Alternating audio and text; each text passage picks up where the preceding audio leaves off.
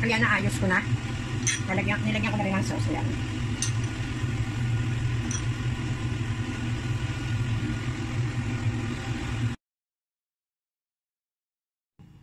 Ayan, may pork belly ako dito. Lulutuin ko siya ng Chinese recipe.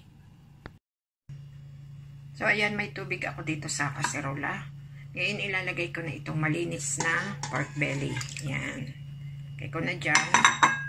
Tapos, lalagyan ko ng asin. Lalagyan ko ng scallion or yung spring onion sa may puno.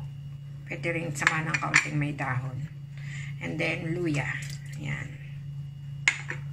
Tapos, star anise. At saka buong paminta. Ayan.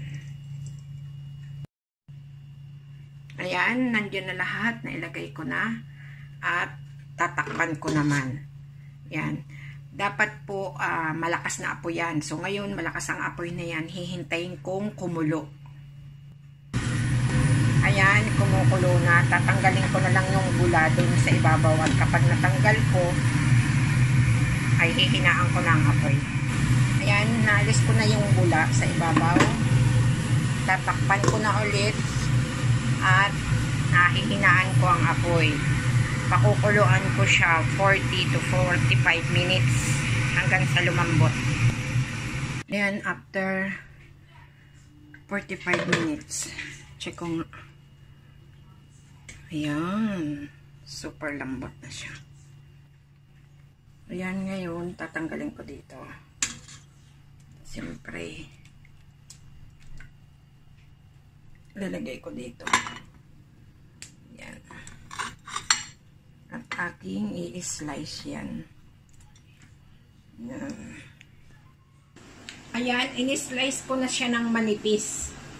Ayan, manipis talagang dapat na slice dyan. Pero yung sa akin, oh, may pataba na.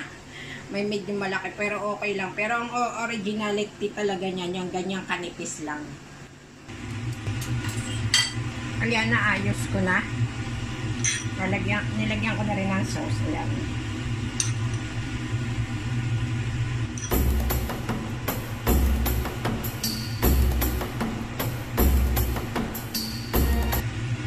Lagyan ko ng sesame seed. Ayan, optional naman yan. Pwedeng wala.